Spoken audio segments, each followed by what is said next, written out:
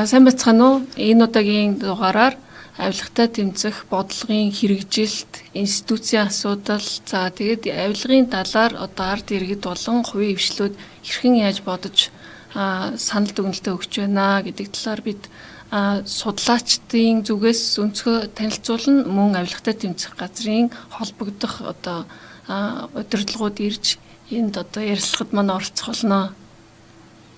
За тэгээд манай өнөөдрийн дугаарт хүрэлцэн ирсэн зочдод танилцуулъя. За авилгатай тэмцэх газрын авилгатай тэмцэх үндэсний хөтөлбөрийг хэрэгжүүлэх хэлтсийн албаны дарга Дулам Сүрэн.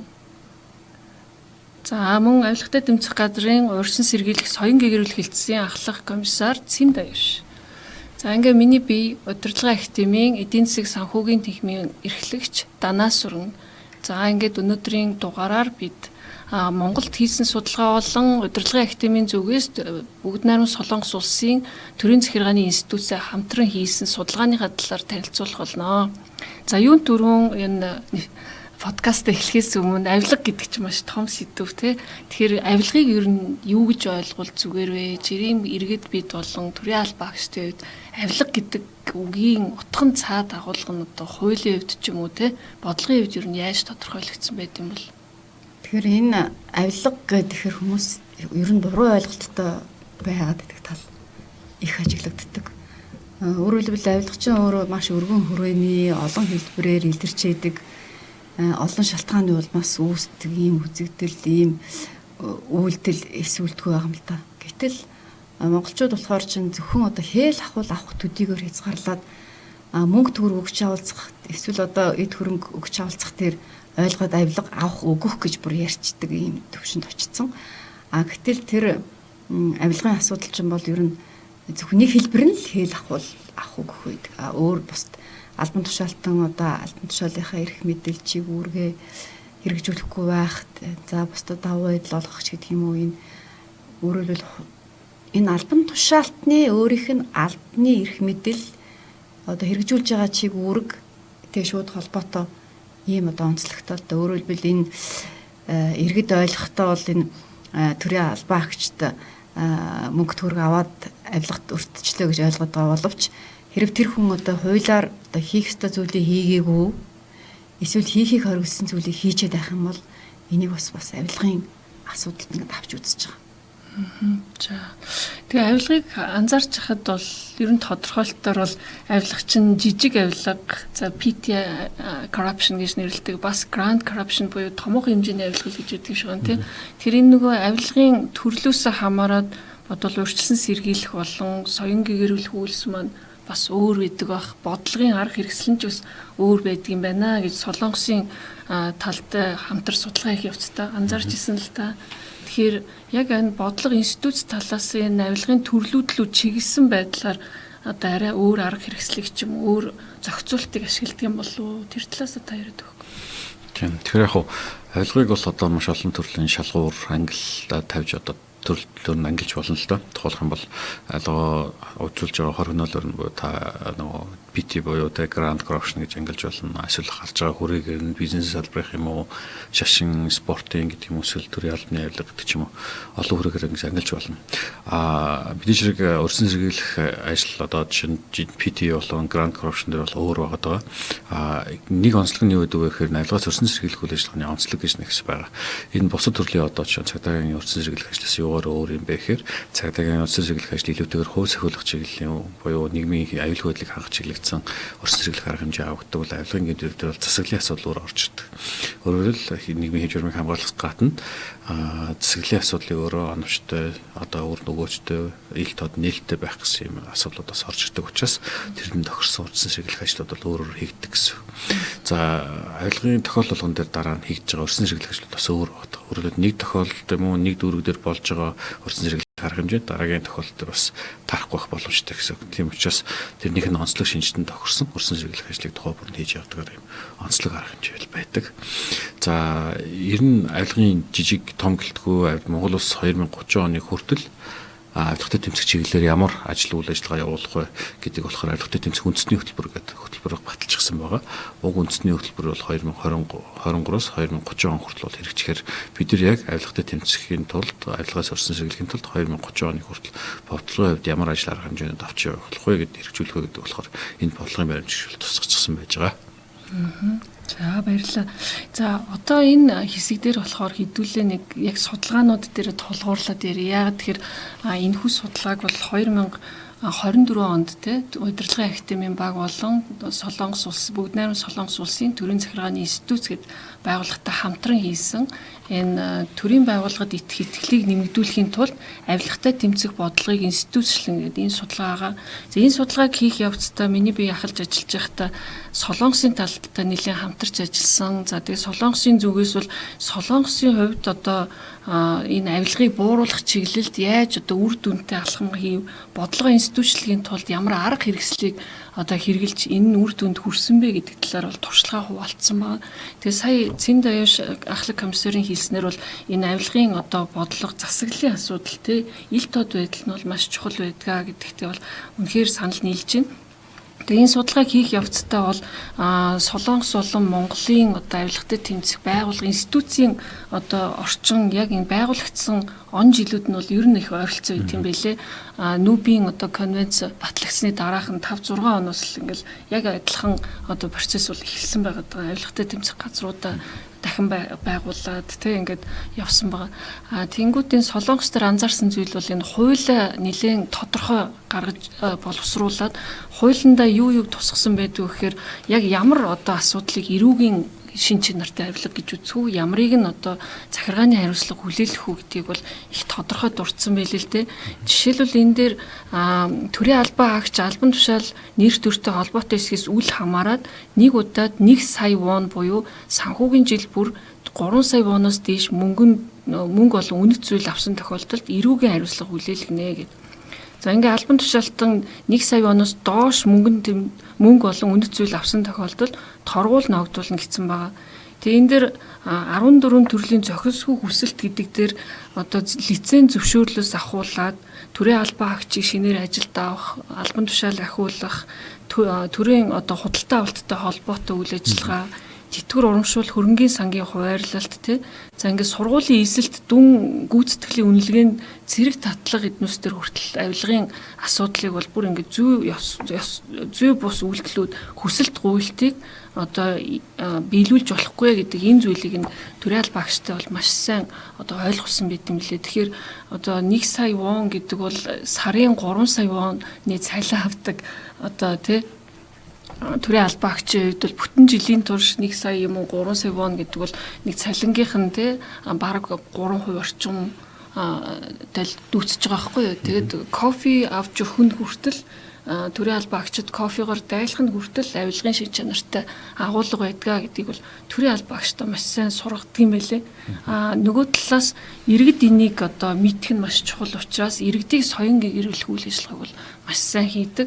За уг нь бол нөгөө Азийн соёл талаараас үзэх юм бол одоо мандаринахаа ургацыг аваад те төрийн албан агчид миний ургацын дээж гэж өгдөг нь бол хүн орхотоо өгдөг нь бол хэвийн үзэгдэл байсан энэ нийгэмд өнөө цагт 20 жил одоо энэ бодлого нь хэрэгжсэний дараа бол кофегоор дайлахын хүртэл авилгатаа ордог гэдэг энэ сэтгхүйг ард түмэндээ суулгана гэдэг бол бас энэ соён гэгэрүүлэх үйл ажиллагаа тэгээд иргэдийн оролцоотойгоор тэмцэх үйл ажиллагаа нэлээд сайн явагдаж байгаа жишээ юм байна гэж харж ирсэн л та. Тэгэхээр манайд дээр ер нь энэ бас төрийн албан агчид болон ард иргэдийг соён гэгэрүүлэх бас хувийн хвшлийг соён гэгэрүүлэх үүсэд бол ямар үйл ажиллагаа явагддаг юм болоо. Тэрэн дээр бас ямар ахиц твшил гарч ийн гэж та дүгнэж байна. За тэгэхээр авилгатай тэмцэх газраас өнцөдөө манай Монгол улсын Солонгостой харьцуулахад манай Монгол улсын авилгатай тэмцэх газар бол үндсэндээ Хонконгийн авилгатай тэмцэх газрын загвар модуль дээр бол хийгдсэн байгуулагдсан юм концепц явдаг. За энэ концепц нь юу гэдэг вэ гэхээр гэмтрийг таслан зогсоох, урьдчилан сэргийлэх, соён гэрүүлэх гэсэн юм 3 толгуур чиглэл фокус дээр бол үйл ажиллагаа явж байгаа гэсэн үг. За үүний нэг нь болохоор олон нийтийг соён гэрүүлэх, урьдчилан сэргийлэх ажил гэсэн юм чиглэл байна. За тэгэхээр олон нийтийн соён гэрүүлэх ажил гэдэг чиглэл дотор бол ерөнхийдөө яг юуг ойлгож байгаа гэхээр нэгдүгээр авилгыг үйл төвчих соёлыг бий болгох, за хоёрдугаарт авилгаас ангид байхын үүслийг түгэх гэсэн энэ хүрээндээ авилгын одоо хор хөнөөл нийгмийн аюулыг ухаалан таниулах мөн шударгацнаа зан үйлийг болоод төлөвшүүлэхэд дэвшлэг үзүүлэх гэсэн ийм бодлогын шинжтэй үйл ажиллагаанд явдаг. За үндсэндээ манай дээр явж байгаа гол бодлогын чиглэлүүд юу вэ гэх юм бол авилгаас өрсөн сэргийлэх үйл ажиллагаа, соён гэрүүлэх үйл ажиллагаан дээр илүү сурвалж сурталчилгааны гэсэн хоёр үндсэн чиглэлээр л явж байгаа. За сурталчилгааны хувьд бол уламжлалт болон нийгмийн сүлжээ зэрэг бүхий л одоо боломжит нийгэмд мэдээлэл түгээж байгаа сувгуудаар бол тогтмол мэдээллүүдийг түгээх, за хүмүүст чиглэгдсэн нөлөөллийн ажил арга хэмжээнүүдийг бол үе шаттайгаар ингээд зохион байгуулад явж байгаа. За сургалтын хувьд бол бид нэр ерөн төрийн албан агчдад чиглэгдсэн сургалтуудыг бол жилдээ яг 20-с 40 мянган хүний бол хамруулсан байдлаар л зохион байгуулад явж байгаа. За энэ сургалтууд бол сүүлийн жилүүдэд бол сүүлийн 3-4 жилийн хугацаанд бид нар илүүтэйгээр иргэний нийгмийн байгууллага, иргэд рүү чиглэгдсэн сургалтуудын тоог нэмэхэд бол илүүтэйгээр бодлогын хувьд анхаарч ажиллаж байгаа. За ер нь юун дээр бидний зорилт бүлгийн бас нэг хэсэг байгаа. Энэ бол хүүхд залуучуудад чиглэгдсэн юм зорилт бүлэг бол байгаа. За энэ зорилт бүлгүүдээр чиглэгдсэн сургалтыг бол сургуулийн өмнөх боловсрол, за ерөнхий боловсролын бага дунд ахлах болон ихтэй сургууль, мэргэжлийн боловсролын мэргэжлийн техник сургалтын төвүүд дээр ч гэсэн бид сургалтын агуулгад бас тодорхой агуулга концепцийг тусгах ажлуудыг бол бид нар бас мэргэжлийн холбогдох байгууллагатай хамтарч хийж байгаа. За үүнээс гадна бас тодорхой тусгаалсан хөтөлбөрүүдийг бас хэрэгжүүлэх ажлууд бол явж байна. За энэ ажлуудаас гадна бас сургалт соён гэрүүлэх нөлөөллийн ажлуудыг бас нас сэтгэхүйн онцлогтон тохирсон байдлаар бол идэвхтэй явуулж байгаа. За сургалтыг бас дотор нь олон нийтийн албан тушаалтын сургалтыг бол бас дотор нь олон хэлбэрээр төрөлжүүлээд явж байгаа. Удирдах албан тушаалтанд нийтлэг үүрэг нь юу ахын, төрийн албан тушаалтнуудын хувьд ямар үйл ажиллагааг хоригдлохын зөвшөөрөхийн гэдгүүд дээр за мөн тодорхой кейсүүд дээр буюу авилгын тохиолдлууд гарчсан эрсдлүүд нь ямар эрсдлүүд байгаа вэ? Энэ эрсдэл юунаас болов? За энэ эрсдэлд уртахгүй цаашд ямар арга хэмжээ авч ажиллаж явах ёстой юм бэ гэдгүүдийг нь тохиолдол дээр суурьсан сургалтуудыг хийж байгаа. За сургалтыг зөвхөн лекц юм биш, бас боломжтой нөгөө интерактив аргуудыг нэвтрүүлэх байдлаар туршиж байна. За одоо бид нар бас цахим сургалтын платформыг нэвтрүүлэх гэсэн маш олон хэлбэрээр л ингэж явж байгаа. Харин ер нь улсын хэмжээнд энэ олон нийтийг яг авилгыг үйл төвчих, шударга зөв хүнийг төлөвшүүлэх гэдэг энэ эрх зүйн боловсролыг дээшлүүлэх, улс төрийн боловсролыг дээшлүүлэх гэдэг энэ чиглэлээр нэгдсэн байдлаар улсын хэмжээнд том зорилтуудыг хэрэгжүүлэх хэрэгцээ шаардлага бол байгааг олон судалгаанууд бол харж болно. За энэ ч утгаараа манай авилгатай тэмцээн үндэсний хөтөлбөр дотор олон нийтийг соён гэрүүлэх гэсэн хэсэг дотор яг энэ боловсролын байгууллагуудын, за улс төрийн боловсролыг дээшлүүлэх чиглэл, мөн иргэдийн эрх зүйн боловсролыг дээшлүүлэх чиглэлээр иргэний нийгэм байгууллага төр хувийн хвшлийн үүрэг орол манлайлалыг бол дээшлүүлнэ гэсэн юм олон ажил арга хэмжээнд бол тусгацсан байж байгаа. Тэгэхээр нөгөө нэг одоо хувийн хвшлийн асуудал бас үндэсний хөтөлбөр дээр тусдаа ингэж бүлэг болж орж ирсэн байна.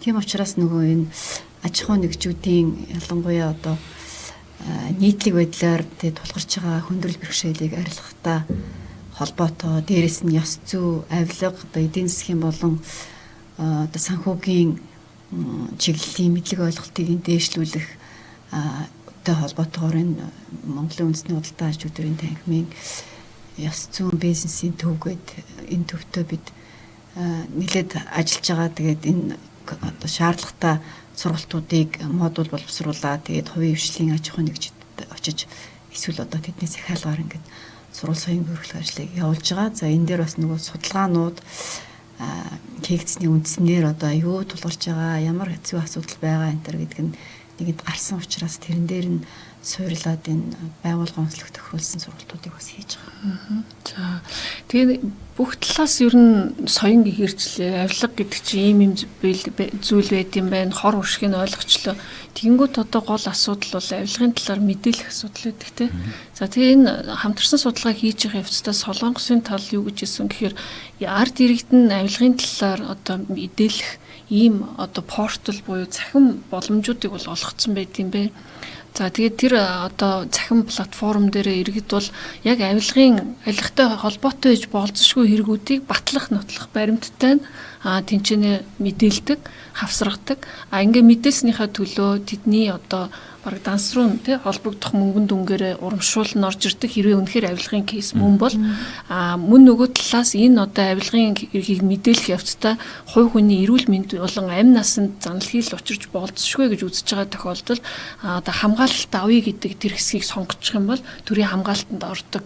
Тэгэхээр нөгөө шүгэл үлээгчийг хамгаалах, урамшуулах юм тогтолцоо бол тэнцээ маш сайн одоо хэрэгжиж байгаа учраас ард иргэд нь өөрсдөө энэ талаар итгэх чармаалтайгаар одоо энэ авилгатай тэмцэх үйлсд бол нэлээд сайн оролцдог юм байна. За тэгээ шудраг байдлын портал иргэдийн мэдээлэх энэ боломжуудыг нээсэн тэгээд иргэд хамгийн гол нь мэдээлсэн одоо энэ кейс нь хаана хүрээд хэн гэдэг албан тушаалтыг хэрхэн яаж шийдвэрлэв, ямар хариу арга хэмжээ авах гэдэг нь иргэд утсан дээр болон имэйлээр ингээ хариу мэдээлдэг учраас иргэд тэндээс бас их урамшдаг юм байна л да. Заавал мөнгөн дүн гэлтгүүгээр одоо мөнгөн дүн авахааргүй энэ авилгын хэргийн мэдээлэлтэр ч гэсэн тэднээс иргэд хариу арга хэмжээ нь юу болсон талаар ингээ өөрсдөө мэдхээр бас их урам зориг авдаг. Тэг иргэний нөгөө нэг эрх үүргээд бүрэн утгаараа ухамсарлаж чаддаг гэж хэлээд байгаа байхгүй юу. Тэгээ энэ байдал нь болохоор ялангуяа жижиг хэмжээний авилгыг устгахад бол маш үр дүнтэй ажилласан. За мэдээж том хэмжээний авилга дээр бол илүү одоо хүч хөдөлмөр цаг хугацаа эрэхтэй байх. Гэхдээ энэ мэдээлэгчийг хамгаалах энэ шүгэл үлэхтэй холбоотой энэ хууль зохицуулалт Монголд ер нь ямар байд юм болоо. Тэгээ энэ талаар та саналаа олцгоо.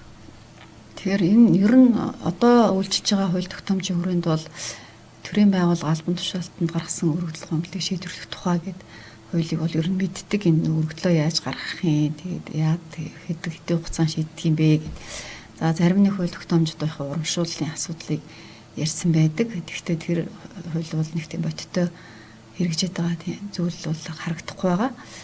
За авилгын эсрэг хууль дээр бол одоо байгууллага албан тушаалтан албан тушаалтны үед бол ажил үүргээ гүйцэтгэж явж явах үед нь ямар нэг байдлаар авилгатай холбоотой ч юм уу одоо ёс зүй, сонирхлын зөрчилж гэдэг юм ийм асуудлуудыг авилгын хэрэг үүсгэж болзошгүй байх гэж үзэх юм бол авилгатай тэмцэх газар мэдээлэх үүргийг бол хүлээлгэсэн байгаа. За үүнтэй холбогдуулаад яг манай авилгатай тэмцэх газар бол 11.10 гэдэг тусгай дугаарын утсыг ажилуулт түгээрээ мэдээлэл авдаг. За засгийн газрын хувьд бол 11.11 гэдэг ийм төвөр бас дамжуулж мэдээлэл авч байгаа. За энэ төв дээр бол авилгатай тэмцэх газрын одоо чиг үүрэгт хамааралтай авилгын одоо гэмт хэрэг зөрчилд холбогдож болзошгүй гэсэн мэдээлэл авах юм бол 11.11 төвөөс шууд авилгатай тэмцэх газар руу шилжүүлэх юм яг зохицуулт процесс өнөөдөр үйлчилж байна. Гэхдээ нөгөө авилгын одоо хэрэг яагаад буурахгүй байгаа юм тэр гэдгийг одоо судалгаануудаас харахад бол нөгөө иргэд мэдээлэхгүй байна гэдэг дээр их эмзэгэлдэг. Ер нь олон улсын судалгаанаас харахад хүртэл нийт одоо мэдээлэхгүй айцтай байдгаа гэд бараг 30 орчим хувь нь хариулсан байт юм л.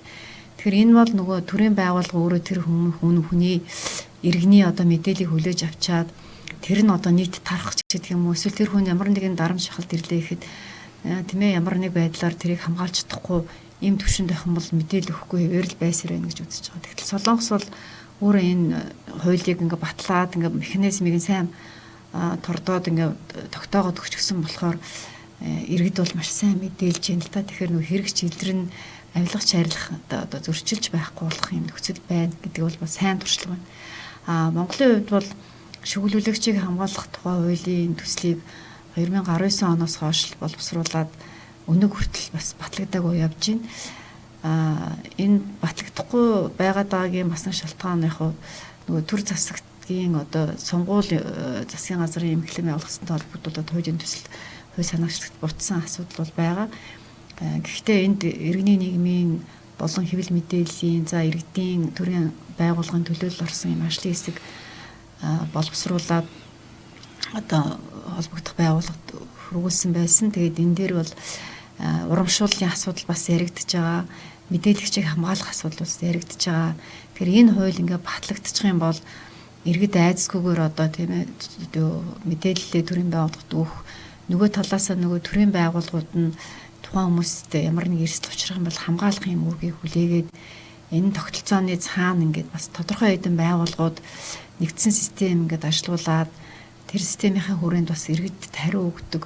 За урамшууллын асуудлыг ч гэсэн одоо төрийн холбогдох байгууллагуудын баталсан удирдамж зааврын дагуу олгож өгөх асуудлыг шийдсэн гэдэг. Уг нь нэгэн одоо Солонгосын туршлагыг асуудлаад ингээд төсөл хийцэн ингээд батлагдахгүй байгаа учраас ингээд харамсалтай байна. Тэгээ энэ бол авилгатай тэмцэх үндэсний хөтөлбөрт бас суусан одоо мэдээлэгчийг хамгаалахтай холбоотой асуудлыг зөвхөн одоо авилгатай тэмцэх газар гэлтгүй олон байгууллагууд энэ дээр өргөдөл гомдлыг хүлээж авч түүнийг хэн шалгаж хариу мэлгдэх үүргийг хүлээхээр төсөл тусгасан учраас нөгөө соён гэрүүлэх ажлыг төлхөө хийхгүй бол эхний үед бол мэдээж хүндрэл бэрхшээл гарах байх гэдэг үзнээс авилгатай тэмцэх газар эдгээр хойд батлагдаагүй ч гэсэн энэ хувийн хвшлийн аж ахуйн нэгжүүдэд бас бизнес ёс зүйн центр за комплайенсийн үндэсний зөвлөлт энтертэй хамтраад энэ авилгын санхүүгийн эдийн засгийн одоо гэмтэргээс урьдчилан сэргийлэх соён гөрөл чиглэлээр ялангуяа одоо шүүлүүлэгчийг хамгаалах чиглэлээр ямар одоо бодлого хөтөлбөр удирдамж зааврыг одоо хэрэгжүүлж болох юм бэ гэд бас олон улсын туршлагуудыг судлаад ингээд мэдээллүүдийг хөрвүүлсэн. За энэ үндсэн дээр бол сургалтж явж гин. Тэгээд энэ аргачлалч бас гарцсан байгаа. Тэгээд энэ дэм болох байх гэж бодож байгаа. За баярлалаа.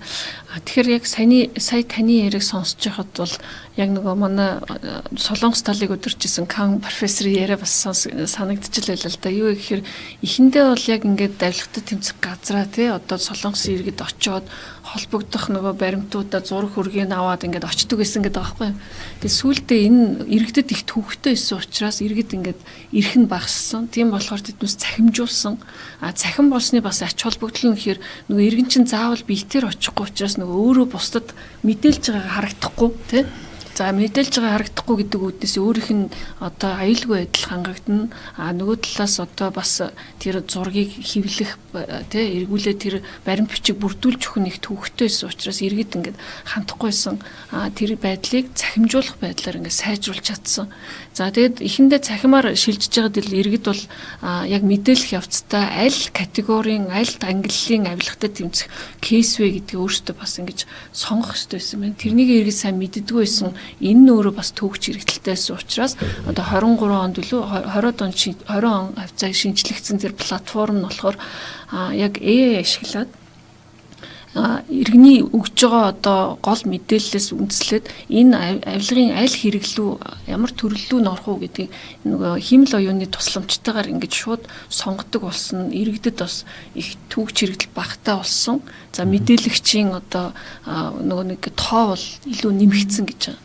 За бас нөгөө талаас энэ AI хиймэл оюун ухааныг одоо энэ авилгын датабаз дээр ингэж ашигладаг болсноор одоо бодлогыг авилгатай тэмцэх тий одоо бодлого хөтөлбөр гаргах тэгээд ямар арга хэмжээ авах уу гэдгээ төлөвлөхтэй хүртэл одоо энэ big data буюу их өгөгдөлтөөр суурилж ингээд авилгын хамгийн их гарч байгаа тэр кейсүүдийг урьдчилан сэргийлэх болон бууруулах арга хэмжээ авахд юм түлхэц болсон. Тэгэхээр энэ мэдээллийн технологиг бас энэ хиймэл оюунтай зэрэгцүүлэлт ашигласнаар ахис төвшил гарч ийна гэж ярьж ирсэн л та. Тэгэхээр энэ талаар одоо ер нь цаашид одоо үндэсний хөтөлбөр дээр 30 он хүртэл хэрэгжих учраас энэ үндэсний хөтөлбөр дээр авилгатай тэмцэгийн үйл ажиллагааг цахимжуулах, их өгөгдөлт суйрлуулах, тэрэн дээр суурилсан бодлого төлөлт гарах тал руугаа хэр одоо зүйл тусгагдсан, ямар арга хэмжээ явж эхэлж байна. Тийм. Тэгэхээр нөгөө авилгатай тэмцэх ажлын бас нэг хамгийн гол суурь нь сая таны ярьсан тэр Солонгосын янз бүрийн портал ажилуулж хариу өгдөг энэ арга туршлага бол яалтчгүй орж ирж байгаа. Тэгээд авилгатай тэмцэх газар энэ үндэсний хөтөлбөрийг боловсруулж явахдаа бүхий салбарын төлөөлөлтөд уулзалт хилцүүлгүүдийг үе шаттайгаар зохион байгуулж ирсэн л да. Тэгэхээр захимжуулахтай холбоотой шил Mongolia платформоос гадна одоо төрийн байгууллагуудын өөрсдийн уялдаа холбоог хангахтай холбоотой тухайлбал хуулийн байгууллагуудын үйл ажиллагааг нэгдсэн газраас одоо мэдээлэх эсвэл мэдээллийн хоорондоо солилцохын боломжийг бүрдүүлэх системийг хөгжүүлэх.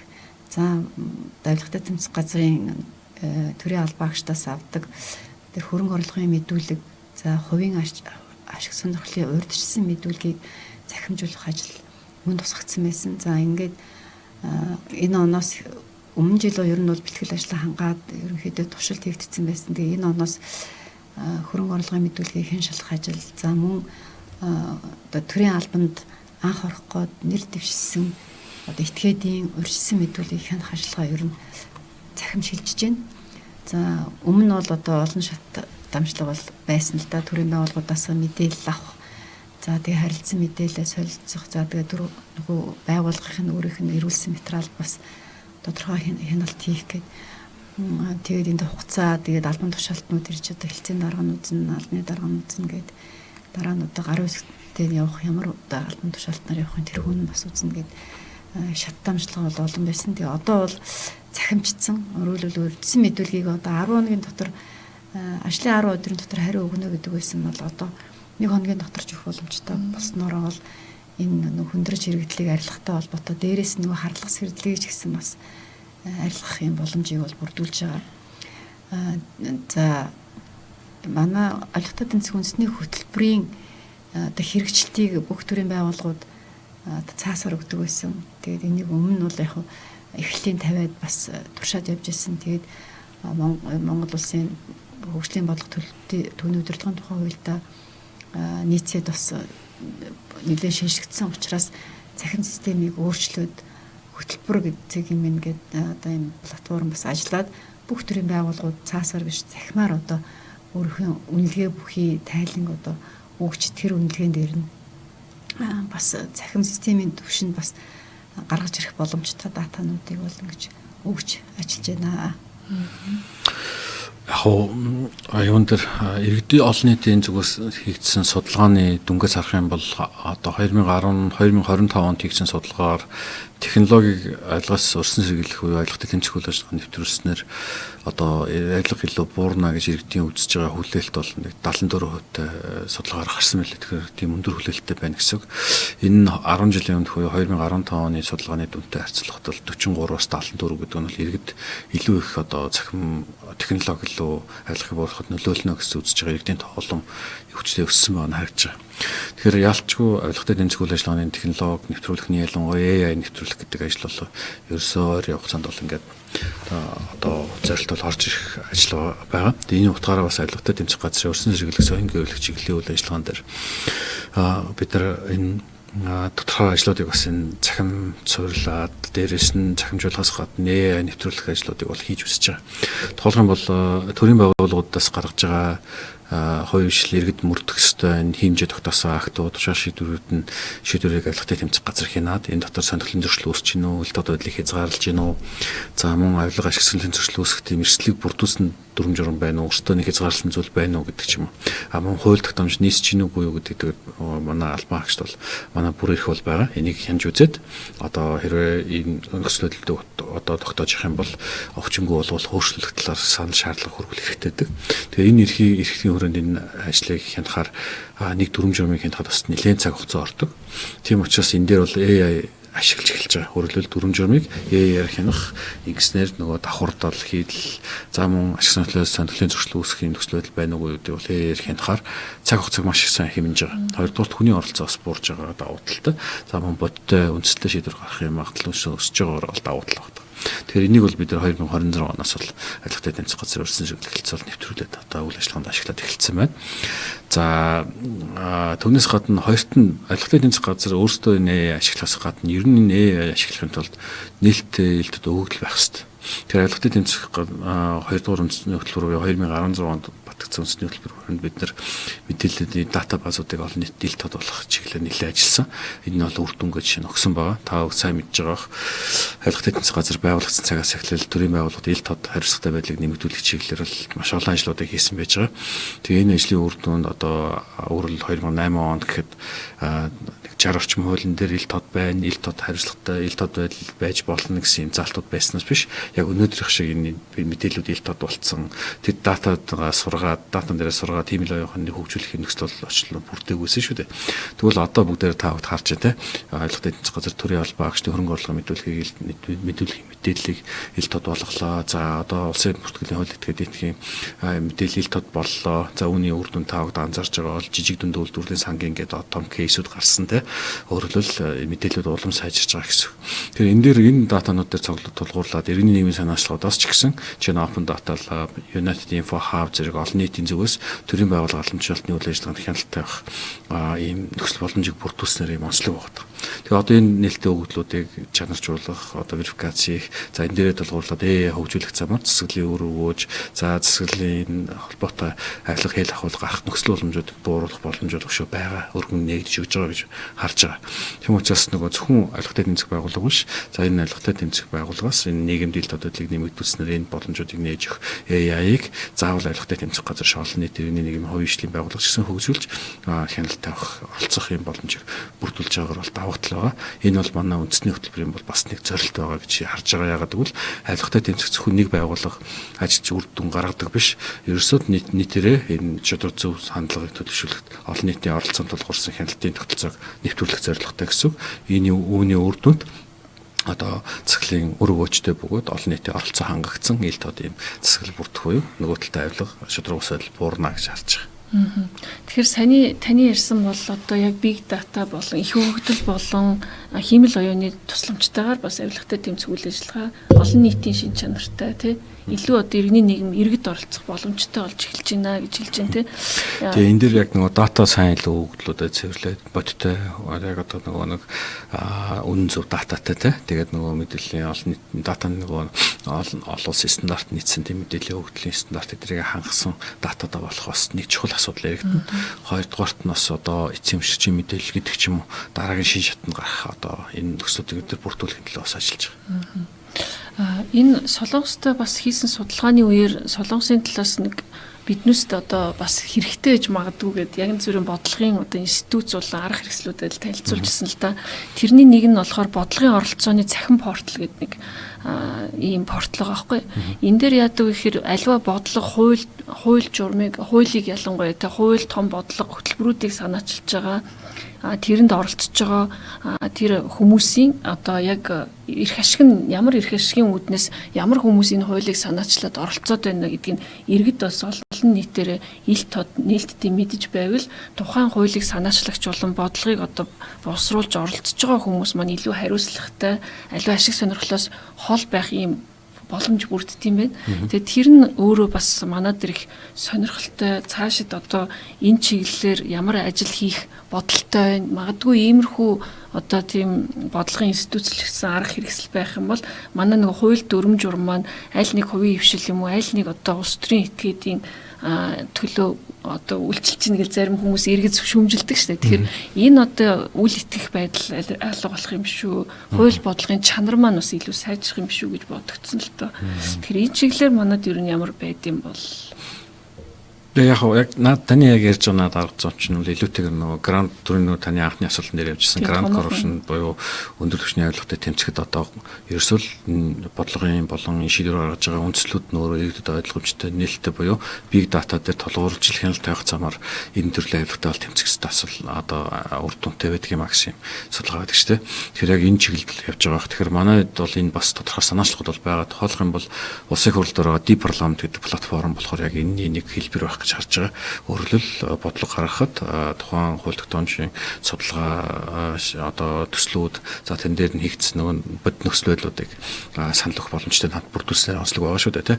За нөгөө талдаа зөвхөн төр гэхгүйгээр энэ нэгэн байгууллагаас бас энэ санаачлал гарч байгаа. Та жишээ нь UIH буюу United Info Hub гэдэг UIH CGM нэгэд ороод үзэх юм бол улсын хурлын гишүүдийн одоо бодлого санаачилсан хуралд оролцсон нөгөө үндсэн хуулиар хүлээсэн 3 чиглэл буюу хууль тогтоох, дэргэдийг төлөөлөх, хяналт тавих, хэрэгжилтэд хяналт тавих энэ чиглэлүүдийг яаж хэрэгжүүлэх, яаж оролцсон бэ гэдэг дата мэдээллүүдийг олон нийтэд ил болгоод тэрүүгээр хяналт тавих юм орлого санаачлагууд бол гарсан зүйлүүд бол шинэ байгаа гэсэн үг шүү дээ. Тэгээд манайх шиг нэг ялангуяа юм хүн ам цөөтэй ийм сатгалын зөрчлийн асуудлууд их байж болох юм нөхцөл байдлаар болохоор энэ технологийн шийдлүүдийг бол ашиглаад энэ замаар бол альгаас өрсөн сэргэлэгт бас тодорхой ажил бүгдлөгч болно гэж бодож байгаа. За үндэсний хөтөлбөрөөр бас энэ чиглэлээр бас тодорхой залтууд байгаа бах тийм. Тэгэхээр ер нь энэ одоо иргэдийн оролцоонд суурилсан ялангуяа одоо олон соён гэрүүлэх ажлыг хүртэл олон нийтийн оролцоонд суурилнаа гэдэг ер нь энэ концепц бол албатай тэмцэх үндэсний хөтөлбөрийн болтгоос үзэл баримтал чухал одоо хэсэг гэж бид нэр харж байгаа. Тэгэхээр энд нэг олон нийтийн оролцоо хяналтыг бий болгохын тулд бид нэр өөрсдөө нөгөө одоо төрийн байгууллагууд мэдээлэлээ сайн өгөх, мэдээлэлээр хангах, соён гэгэрүүлэхийн ажлыг хийхгүйгээр нөгөө тал бол бас нэг тодорхой үр дүнтэй тийм одоо мэдээлэл өгч гэдэг юм үү те хяналт хийх юмд оролцдоггүй. Тэгээд төрийн байгууллагууд өөрсдөө бас одоо иргэдийг өөрийнхөө үйл ажиллагаанд оролцуулаад хяналт тавиулаад авах нэг тийм таатай биш хүлээж авдаг. Энэ үндсэн дээр энэ төрийн байгууллагуудын үйл ажиллагаанд одоо иргэд одоо олон нийт хяналт тавихтай холбоотой асуудал бол үндэсний хөтөлбөрт зохицороо суусан байгаа даа. Тэгээд энэ байгууллагуудын хувьд бол өөрсдийнхөө төвшөнд энэ захимжуулах ажлыг авч хэрэгжүүлж байгаа. Тухайлбал одоо Legal Info гэдэг нөгөө хуулийн цэгмэн гэдэг энэ портлоор дамжуулаад нөгөө зөвхөн одоо хууль биш те парламент биш. Энэ одоо нийтээр дааж мөрдөхөр гаргаж байгаа хэм хэмжээ тогтоож байгаа акт хууль зүйн өөрөө бүртгэдэг учраас энэтэй холбоотой гаргаж байгаа актуудад санал авах ажлыг бас хийдэг болсон байна. Тэгэхээр энэ бол бас үндэсний хөтөлбөрийн давуу хийж байгаа ажил байгаа даа. Тэгээ энэтэй адилхан ер нь ингээд энэ санаачтгууд цаашаа их өрнөх хэрэгтэй байна л да. Тэгэж өрнжээж л нөгөө иргэдийн оролцоо чинь ороод ирэхээр нөгөө өөрсдөө оролцоод гаргасан бодлого, өөрсдөө оролцоод одоо хянсан үйл ажиллагаануудаа эргэлзэхгүйгээр итгэснээр нөгөө иргэдийн төр итгэл нэмэгдэнэ гэдэг дээр бол бас очиж зохих нөлөө үзүүлэх болов гэж ингэж харж байгаа. Тэгээ ер нь бол одоо судалгаануудын дүнгээр тэр олон улсын практикаас харахад тэр энэ олон нийтийн оролцоо хяналтыг бий болгож ялангуяа одоо энэ нь захим хэлбэрээр явж тэдний оролцоог одоо хэлбэршүүлэх ажил дээр бол их үр дүн гардгаа гэдэг юм тэмдэглэгдсэн байдгийг бол бас үндэсний хөтөлбөр суурилсан байна. За баярлалаа. Энэ одоо авилгын асуудал бол сая иргэдийн оролцоотойгоор одоо хэрэгжихээс гадна авилгатай тэмцэх асуудал нөгөө талаас бол энэ төрийн байгууллагууд өөрсдөө бас бүх төрийн байгууллагууд захиргааны болон за орон нутгийн байгууллагууд бүгд ингээд авилгатай тэмцэх чиг үүрэгтэй байгаа тийм. Тэгэхээр энэ Солонгосын хувьд бол төрийн байгууллага болгонд авилгатай тэмцэх ажлыг хариуцсан тусдаа бүр нэг ажилтан байт юм байна. Тэгээд тэр бүх төрийн байгууллагууд дээр яг ямар авилгын кейсүүд гарч исэн, энийг хуулийн ямар гаргалгаагаар хэрхэн шийдэж исэн гэдэг гарын авилгуудыг ингээ өгдөг юм байна л да. Тэгээд байгууллага болгон дээр өөр одоо авилгын кейсүүд шинээр гардаг. Шинээр гарсан авилгын кейс болгон дээр мэргэжлийн зөвлөл гэж нэг юм одоо хөндлөнгийн одоо нэг тийм субъект хуралдаад энэ мэргэжлийн зөвлөл нь болохоор олон жил одоо энэ чиглэлээр явсан эрдэмтэн судлаач нар, прокурор, за тэгээд өмгөөлөгч гих мэтчлэн мэргэжлийн хүмүүсээс бүрдсэн баг нь тухайн кейсүүд дээр ингээд уулзж ярилцаад энэ кейсийг хэрхэн яаж одоо шийдвэрлэх үү, энэ хуулийн аль аль зүйл залттай уялдаатай байна гэдгийг ингэж тайлбарладаг. Энэ тайлбарлсан шинэ кейсээ бол гарын авилга баяжуулаад явдаг. Тэр нөө төрийн байгууллагууд байнга ингээд эндээсээ суралцаад өөрөөсөө хэмжээнд авилгатай тэмцэх үйл ажиллагааг дотооддоо ингээд хэрэгжүүлж идэв юм байна.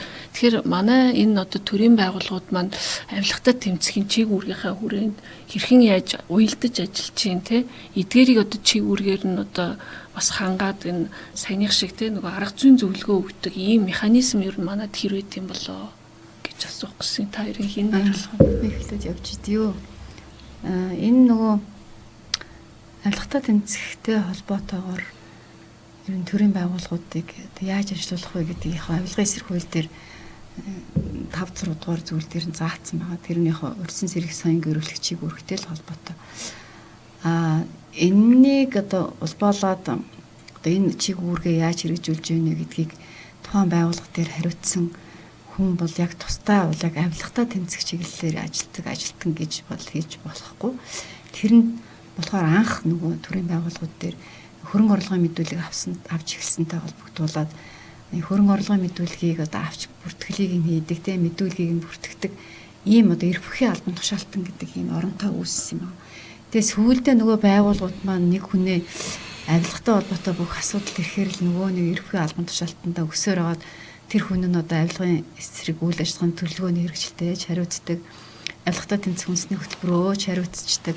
За одоо манайхаас очиж байгаа зөвлөмж, за мөрдөн байцаагчийн мэдээлэлч гэдэг юм уу энэний араас та ажиллах түүний хариу өгөх гэдэг ингээд албан бус байдлаар тэр хүн одоо ингээд авилгатай тэмцэх газрын ажилтны одоо чиг үүргээ хэрэгжүүлж байгаа адил ажиллаад байгаа л да.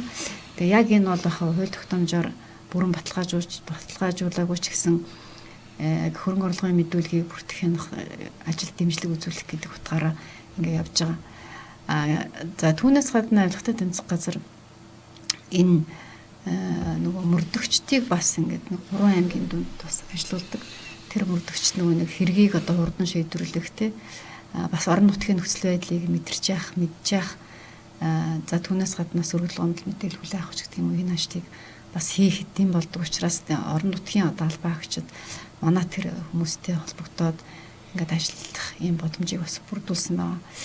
Тэгээ энэ иргэний хяналт гэдгийг одоо бас энэ 2016-аас 23 онд хэрэгжүүлсэн үндэсний хөтөлбөр дээр одоо сайжруулна гэж тусгаад үүний дагуу бас 21 аймаг дээр яам агентлагууд дээр бас иргэний төлөөлөл 3 хүн иргэний хяналтыг хэрэгжүүлж ирсэн. Энэ нь бас нэлээд үр дүнтэй ажил болоод нөгөө байгууллага айхгүй ч гэсэн имэн гэдэг шиг нөгөө тэнд бас иргэний хяналт хийгээд сууж байгаа 3 хүнээс хүн бол нөгөө туушаа шийдвэр нь зөв гарч ийнэ үгүй юу тендер шалгуулалт нь тийм ээ хуулийн даваа болж ийнэ үгүй юу гэдгээс эхлээл өргөдөл гомдлыг яаж хийж ин гэд бүхий л ажилд нь бас ингэж харж иргэд болон төрийн байгууллага хоорондын гүүр болж байсан учраас энэ бас үр дүнтэй юм ажил байсан. За одоо бол энэ хяналтын асуудлууд ер нь бол тендер шалгуулалтын асуудлууд чинь одоо захимжчлаа. За тэгээд өргөдөл гомдлын асуудал ч гэсэн ерөнхийдөө нэлээд одоо захимжиж статистик мэдээллүүд бас ил тод нийлдэд захимаар ингээ гарч байгаа интерес үзэх юм бол манай одоо Монгол улсын хувьд бол захим хэлбэрээр одоо өргөдөл гомдлын төрөүний солонгосын туршлагын дагуу нөгөө хариу өгнө гэдэг тийм явц байдлыг мэдээлдэг энэ аштыг бол илүү одоо сайжруулах юм боломж бол харагдаж байгаа. Ингэснээрээ иргэдийн одоо оролцоогч нэмэгдүүлэн төрийн байгууллага өөрсдийн үйл ажиллагаач сайжруулах юм боломж бүрдэж байна гэж харж байна. Тэгвэл би одоо ингээд сэдвийн дараагийн нэг хэсэг болохоор биднээс яг нэг төр итгэх итгэлийн талаар нэг судалгаа байгаа л да. Тэгэхээр төр итгэх итгэлийн талаар судалгааг бол авилгатай тэмцэх газраас бол нэлээд олон жилийн турш иргэд төрийн албаа хаагчид те бодлогын чиглэлээр одоо оролцдог гол судлаач шинжээчдийн дунд ингэж явуулж ирсэн. Тэгэхээр ер нь энэ төр итгэх итгэл гэдэг их байх тусам те энэ авилгатай тэмцэх үйл ажиллагаанд бол бас эргэр одоо нөлөөлнө. Тэгээ тэр үднээс энэ судалгааны үр дүн маань ямар шүү гарч байна. Ямар ахиц дэвшил одоо сүүлийн жилүүдэд бий болвоо. Энэ талаараа та хуваалцахгүй. Авилгатай тэмцэх газраас нэг судалгаа нь болохоор энэ шударгуудлын үнэлгээний судалгаа байгаа. Энэ болохоор одоо сүүлийн жилүүд 90 жилийн хийгдээ явж байна. За анхаал авилгын индекс гэсэн судалгаа явж байгаа 2015 оноос энэ иргэдийн төрийн байгууллагын шударгуудлын үнэлгээ гэдэг судалгаа болсон. За энэ үнэлгээ бол тухайн төрийн байгууллагаар үйлчилсэн иргэд болон тухайн төрийн байгууллагад ажиллаж байгаа төрийн албаагч за мөн хөндлөнгийн хяналт үнэлгээ өгж байгаа шинжээч гэсэн 3 бүлэг хүмүүсийн судалгааны дүнгээр бол индекс гаргаад тухайн жил бүр судалгаа болгондоо өмнөх жилийнхээ дүнтэй харьцуулах боломжтойгоор тухайн байгууллагын алгын шударга байдлын үзүүлэлт ямар байна гэдэг л хэмжих гэж оролддог ийм судалгаа байна. За өнгөрсөн 2025 оны судалгааны дүн бол 75.1 орчим хувь шударга байдал улсын хэмжээнд бол дундаж бол гарсан байж байгаа. Тэгээ энэ дээрээс ингээд нийтлэг дүнгээр нь ингээд аваад үзэх юм бол ер нь хамгийн доогуур үнэлгээтэй асуудлууд нь юу байгаа юм бэ гэдэг үзэх юм бол төрийн байгууллагууд ил тод бол хангалттай байна гэдэг зүйл дээр иргэд хамгийн их санал өгсөн байдаг. Иргэдээс өгж байгаа үнэлгээгээр. Тэгээ ил тод байдал хангалттай байгаа гэдгийг үзүүлэлтээс гадна хариуцлагатай байдал дээр бас их доогуур үнэлгээ авсан байдаг. За өшөөд авилгын хянах дотоод механизм бас одоо сул байна гэдэг үзүүлэлтүүд бол нэлээд өндөр хувьтай гарч байгаа гэсэн. За дахиад нэг үзүүлэлтүүд нь юу вэ нэгвэл иргэд ер нь төрийн байгууллага уламжлалнуудыг авилгын журмаар буюу танилтал харах, мөнгө төгрөг авах гэдэг ч юм уу те ийм байдлаар асуудал шийддэг гэсэн ийм ойлголт төсөөлөл маш өндөр багт. Өөрөлдвөл авилгын талаарх төсөөлөл болон авилгын яг шууд яг тийм тохиолдолд нүр тулсан гэсэн хоёр тохиолдлын маш өндөр зөрүү гардаг. Тэгэхээр иргэд ер нь тэн дээр бол одоо итгэл одоо доогор байна буюу ер нь ийм одоо хууль бус арга замаар асуудал шийдвэрлэж болдог гэсэн юм ойлголт төгөөмөл байгаа нь анхаарах хэрэгтэй асуудал бас болж байгаа гэсэн. Тэгэхээр энд ялчгүй тухайн байгууллага өөрсдөө энэ чиглэлээр хийж байгаа, авч хэрэгжүүлж байгаа арга хэмжээг бас олон нийт одоо зөв тайлбарлан таниулахтай үйл ажиллагаан дээр ямар шинжилгээ өөрчлөлт хийж байгаа талаар бас олон нийтэд мэдээлэл өгөх замаараа үнийг шийдвэрлэж болох юм а гэдэг зүйл харагдаж байгаа. Тэгэхээр энэ чиглэлээр бас манай төрийн байгууллагууд бас анхаарч ажиллах хэрэгцээ шаардлага бол байна гэдэг зүйл харагдаж байгаа. За хариуцлагатай байдал дотор бас үйлчлэгээ үзүүлж байгаа хурдны асуудал яригдана. Шуурхай байдал бас энэ дотор орж ойлголт хүүхдэн дотор орж ирдэг. Тийм учраас төрийн байгууллагаас үйлчлэгээ авч байгаа дундаж хурд үйлчлэгээ үзүүлж байгаа нөхцөл байдлуудын талаар бас энэ дээр дуртахгүй өнгөрч болохгүй. Тэгэхээр одоо бас засгийн газар төвшүүлээд байгаа чөлөөллийн буюу энэ хүн суртал шат дамжлагуудыг л бидэнд багасгах гэсэн үг шүү дээ. Энэ чиглэлээр бас бодлогын шинжтэй өөрчлөлт авах хэрэгцээ шаардлага байна гэдэг энэ судалгаа бол харуулж байгаа. Тэгээ судалгааны үр дүнгууд бол ингээд сектор байгууллага дүүрэг яваар ингээд задлаад ярилцсан юм байна. Тий. Тэгэд яг сая энэ судалгааг асуух гэхээр яг саяны нөгөө удирдлагын академийн баг болон Солонгосын одоо төрийн захиргааны институцийн багийн хийсэн судалгаагаар биднээс нэг туршилтын судалгаа хийсэн. Энэ юу гэхээр 2002 оноос хойш бүгд найрамд Солонгос улсад хувийн хвшлээс судалгаа авчихсан байна. Төр тэтгэх итгэлийн чиглэлээр яагаад энэ судалгааг хийх болсон бэ гэхээр ихэнх судалгаа дандаа иргэд төрийн албан агчдаас авдаг. Тэгтэл яг төрийн байгууллагатай хамгийн их одоо тулж ажилтдаг хэсэг нь бол хувийн хвшил өөрсдөө учраас мөн нөгөө талаас хувийн хвшлийнхэн авилга өгөх нь өөрөө grand corruption буюу томоохон хэмжээний авилгыг үүсгэдэг бас нэг том хөшүүрэг байдаг учраас энэ хувийн хвшил өөрөө ямар асуудалтай тулгардгийг хувийн хвшил бас төрд одоо ямар хэмжээний авилга өгөөд энэ соёл нь одоо бүр хэвийн үзэгдэл болчих юу эсвэл одоо энэ хувийн хвшил бас авилгыг үл твчиж гинүү гэдэг энэ хандлагыг судлахын тулд хувийн хвшлээс төр тэтгэх итгэлийн судалгааг авч эхэлсэн юм байлээ. Тэгээд ер нь жил болгон тасралтгүй хийгээд анх бол энэ хувийн хвшил бол авилга байна гэж бараг 60% нь үзчихсэн бол нэг 20 жилийн дараа бол энэ үзүүлэлт 30 одоо пунктээр буурсан байна гэж байгаа байхгүй. Тэгэхээр энэ судалгааг бас Монголд эхний байдлаар биднээс туршиж хийж үзсэн. За та бүхэн бол иргэн болон төрийн албан агч бодлогын шинжилгээчдээс үйдэг. Тэгэхээр биднээс нэг 196 хувийн хвшлийн аж ахуй нэгжүүдээ жижиг дунд том төлөөллүүдийг оруулаад ингээд төр тэтгэх итгэл нь хувийн хвшлийн хувьд хэр байна гэдгийг судалж үзсэн.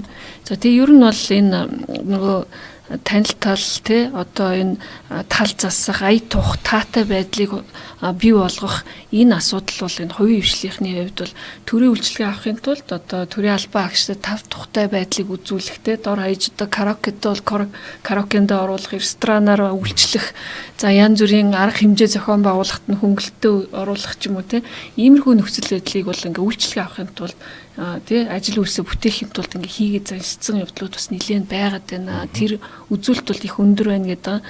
Тэгэнгүүтээ бас төрийн албаны авилгад нөлөөлж байгаа гол хүчин зүйлийг хувийн хвшлийнхэн юу гэж онцолж байна гэхээр ер нь бол ажлын орчин нөхцөл бол боломжийн энэ бол хамгийн авилгад нөлөөлж байгаа хүчин зүйл дотор хамгийн бага оноо авсан буюу ажлын нөхцөл бол боломжийн сайн болцсон юм байна. Гол асуудал нь авилгыг одоо авилгатай тэмцэхэд асуудал болоод байгаа зүйл бол энэ захиргааны институт, төрийн албан агчид өөрсдөө хувийн одоо хандлага, сэтгэлгээ эднээс нь өөрөө бас юм аваа сурцсан хандлагатай байгаад байна.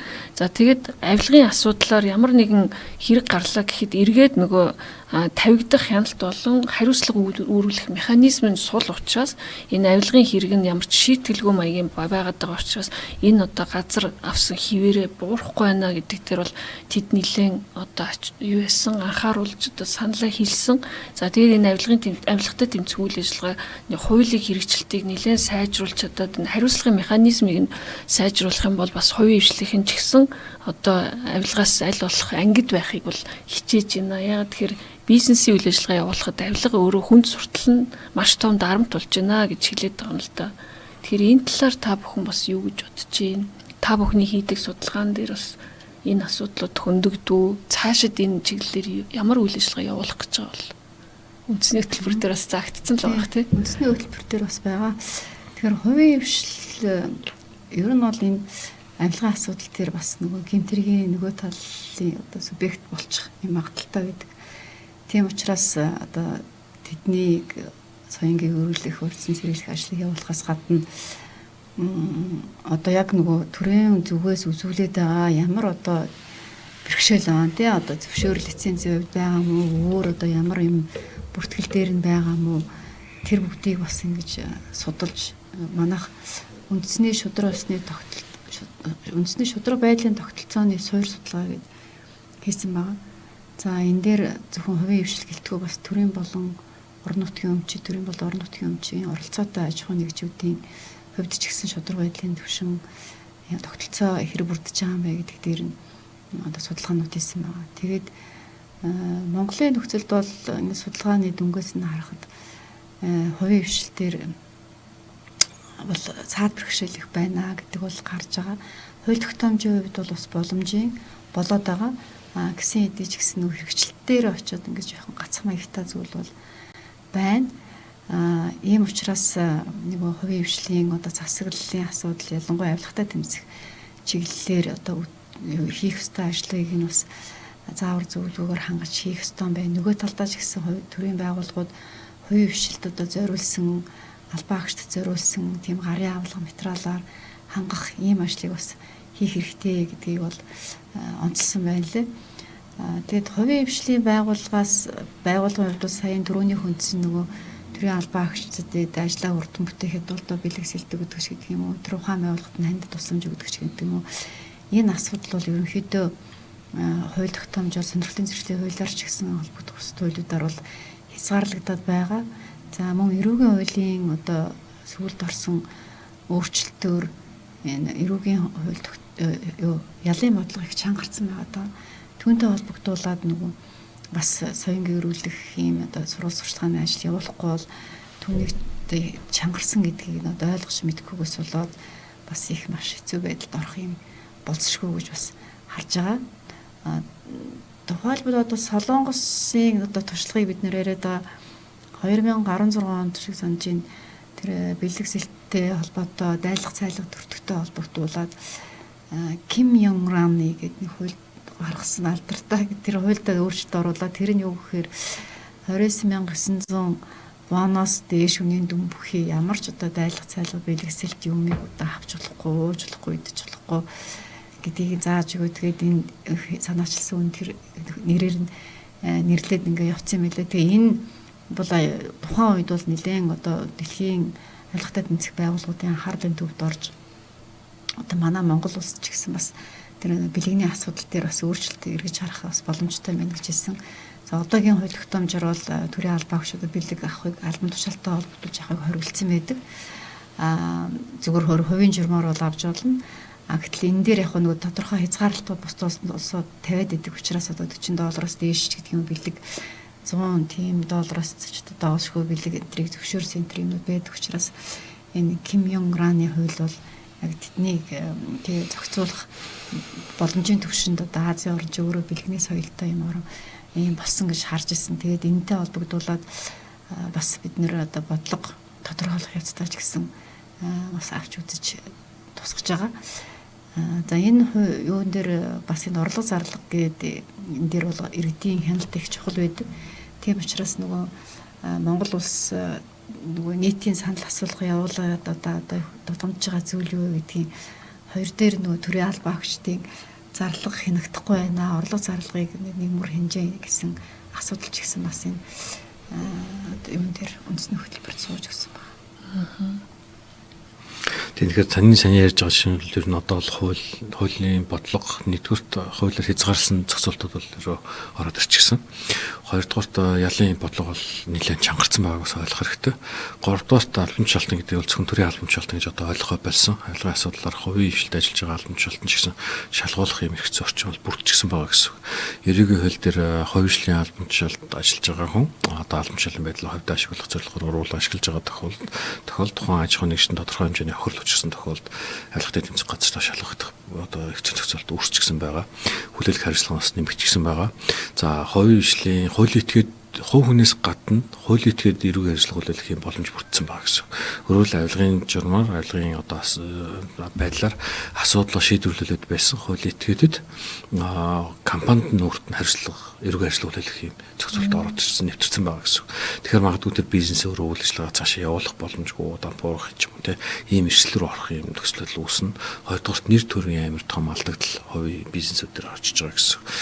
За ингэчээр яг хөхөр олон улсаас санхүүжилт татах, зээл авах гэдэг ч юм уу энэ төсөл хөтөлбөрөөр хэрэгжүүлэхээ оролцоход хүртэл тодорхой хязгаарлалтууд орж ирэх юм боломж олон улсын талд бүрдчихсэн байгаа гэсэн.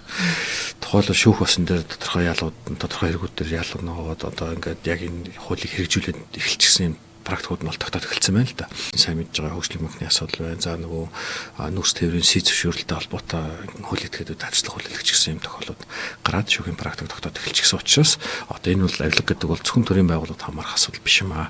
Энэ бол хувийн ижлөөс хамаарах юм байна. За хамаарахтаа ямар цэцүүлдэд хамаарах вэ гэдэг асуудлууд нь анхаарлыг одоо өмнөх кейсүүдээр тулгуурласан сургалтын агуулгыг бид нар бас бэлтгээд хувийн ижлийнхэнд бас сургалтууд хийгээ явж байгаа. Энэ зөрчлүүдээс өрсөн сэргийлэхтний тулд хувийн ижлийнхнийг бас дотроо комплайнсын бодлоготой болооч, ёс зүйн нормыг тогтоож мөрдүүлээч, дотоод хяналтын тогтолцоогоо сайжруулаач гэдэг мессежүүдийг хүргэх юм соён гэрүүлэх ажлууд бол явж байна. За яг өнөөдөр энэ жилийн үед бид нар уулуурхай чиглэлээр үйл ажиллагаа явуулдаг салбарт ажиллаж байгаа тусгай зөвшөөрөлтэй компаниудад зориулсан сургалтыг уулуурхай үндэсний ассоциацтай хамтраад аяны хэлбэрээр одоо зохион байгуулад төрийн бүх өмчт олон орон нутгийн өмч бүх компаниудыг хамруулсан. Дээрээс нь одоо хувийн ижлийн энэ чиглэлийн үйл ажиллагаа явуулж байгаа компаниудыг хамруулах ажлыг үүштэй зохион байгуулж байна. За баярлалаа. За ингээд подкаст маань дуусгаж байгаа учраас та бүхэн одоо нэг олон нийтэд хандаад эсвэл энэ подкастыг сонсож байгаа хүн болгонд хандаад хэлэх зүйл байвал хуваалцахгүй юу? Тэгээ авилгатаа тэмцэх ажлын одоо үр дүн бол өнөө маргаашвал гардаггүй, урт хугацаанд одоо хөрнжэдэг. За тэгээ нэг байгууллага ч юм уу, нэг хууль гаргаад ч юм уу энэ ажлыг бол хийчдэггүй. За энд бүхий л талын субъектийн одоо оролцоо дэмжлэгийг тэгээ мөнгө санхүүч гэсэн чухал гэж хэлж болно. Иргэдээ бол их чухал үүрэгтэй боловч за магадгүй одоо хууль тогтоомж нь эрх зүйн зохицуулт нь хангалтгүй байгаа учраас оролцоо бас тийм төдийлөн сайн биш байна. За дээрэс нь энэ захимжлалтай холбогдуулаад ингээд захимаар мэдээлэл аван, захимаар одоо өгдлөө үзээд за цаашдаа бүр хиймэл оюухан суурилсан төвшөнд одоо төртэйгээ хамтарч ажиллана гэвэл нөгөө хүмүүс маань бас тэр хүмүүсийн нөгөө нэг чадах дутах тал дээр бас анхаарах хэрэгтэй байлээ. Тэр өргөдөл гомдлоо захимаар хүн ч одоо компьютертэй байх уу гэдгээс эхлэлтэй тэрийг илгээж чадах уу ч гэдэг юм уу.